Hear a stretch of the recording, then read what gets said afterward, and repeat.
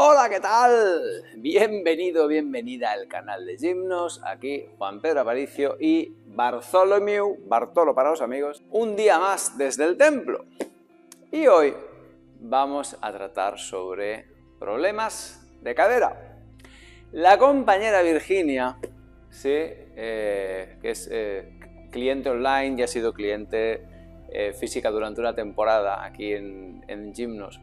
El otro día me consultaba, oye, mira, ¿qué puedo hacer? Porque quisiera mejorar mi movilidad de cadera, porque, bueno, estoy preocupada, porque tengo algún familiar que tiene un problema en la cadera y demás, y no quisiera que me pasara lo mismo a mí.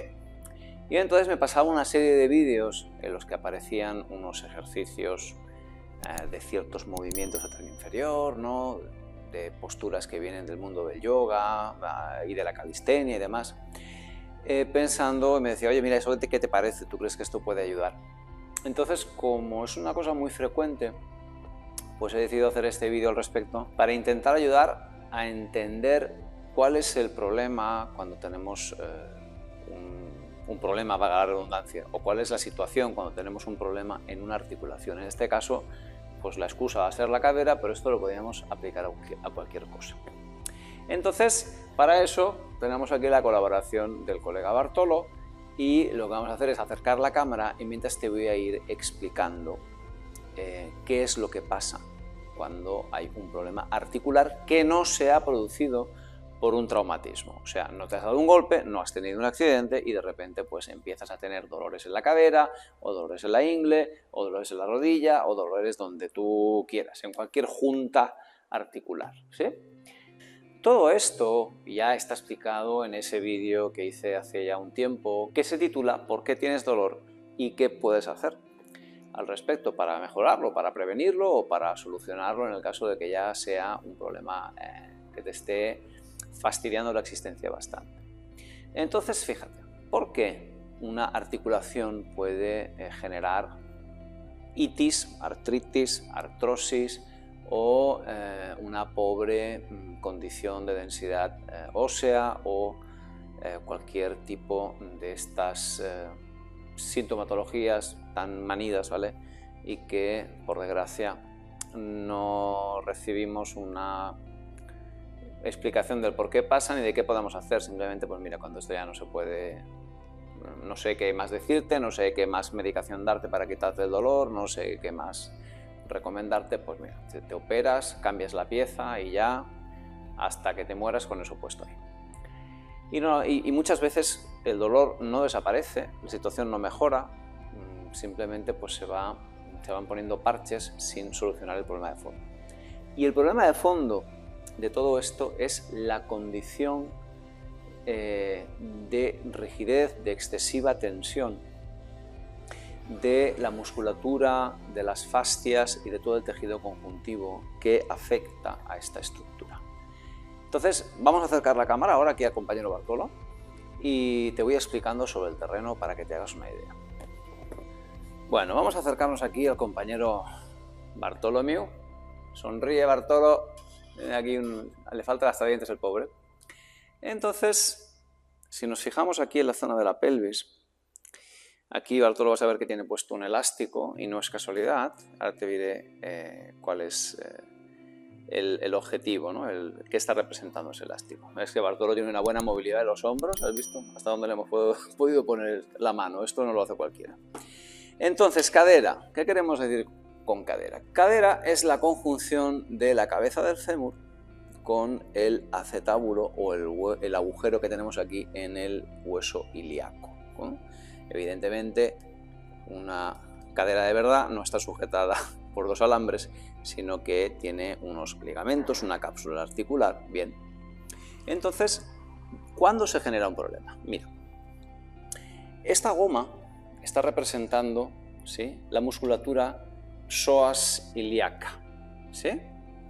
Entonces hay un músculo, que es el psoas ilíaco, que ya lo hemos tratado bastantes veces, que nace desde la L1 aquí arriba y baja y se inserta en todos los cuerpos vertebrales, se junta con el ilíaco, que nacería aquí en la fosa ilíaca, y se insertan en el fémur. ¿Bien?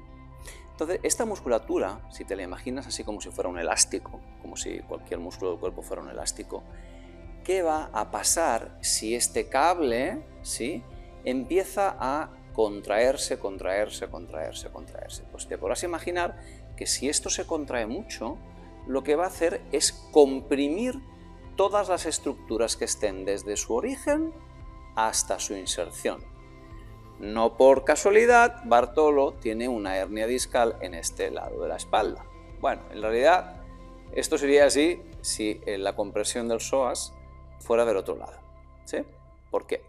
Porque si tú te imaginas que esto está siendo aplastado por este lado de aquí, ¿sí?, si yo junto, si se comprimen las carillas vertebrales, el núcleo del disco va a salir disparado para allá, ¿sí? Entonces, en realidad, esta hernia estaría en el otro lado, ¿sí? Me he equivocado yo al ponerle el psoas a Bartolo en este lado.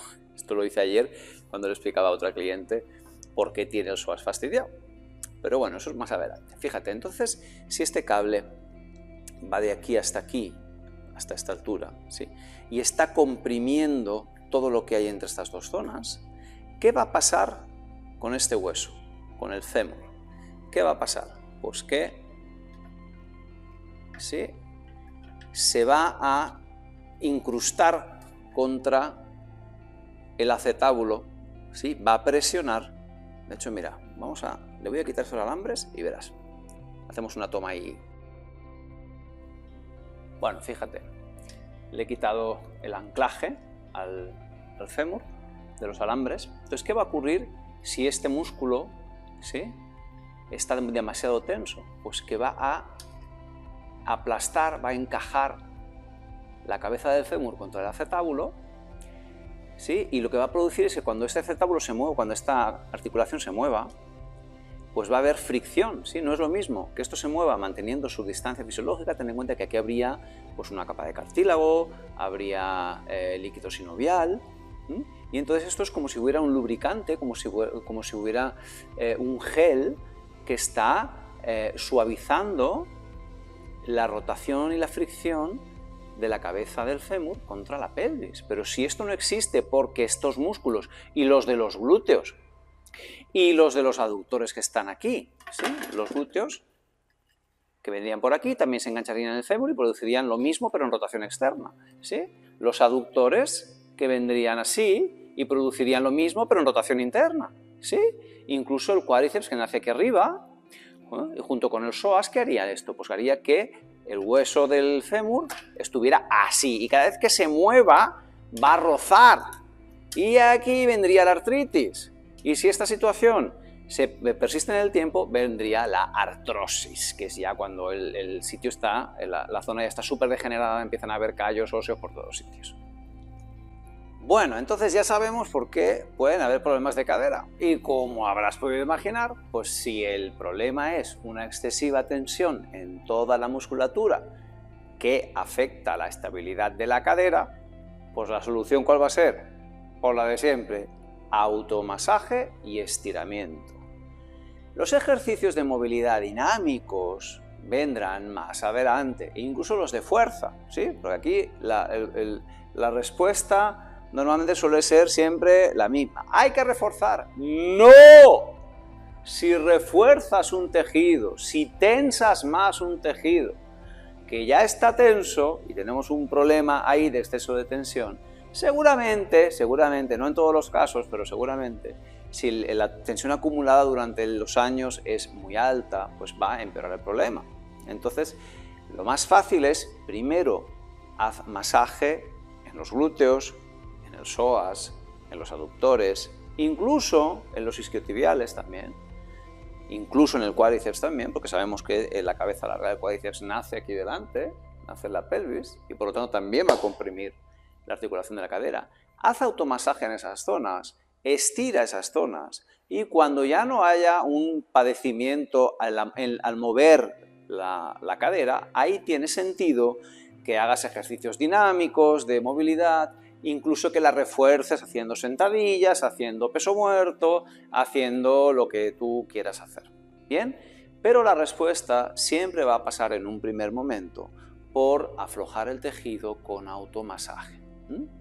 Entonces, aunque también el compañero Andrés me ha dicho, por favor, dalo masticadito cuando lo hagas así, bueno, los vídeos que ya he hecho, todo el trabajo que ya está hecho, no voy a volver a repetirlo.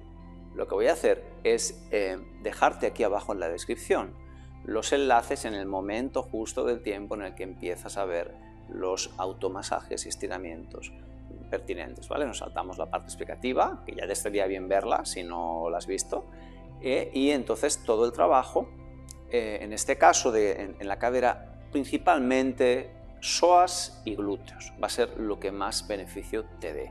Lo ideal es hacer todo el conjunto, psoas, glúteos, aductores, cuádriceps, isquiotibiales e incluso la fascia lata, el tensor de la fascia lata estaría muy bien, pero céntrate sobre todo en el psoas y en los glúteos y verás como después de unas semanas de trabajo consciente, constante, dejando un tiempo, 48, 72 horas entre sesiones de automasaje y estirando en esos días, por ejemplo, ¿qué podríamos hacer? Mira, lunes, automasaje de psoas y glúteos. Martes, estiramiento de psoas y glúteos. Miércoles, otra vez automasaje de psoas y glúteos si ya se han recuperado las zonas y no estás demasiado sensible.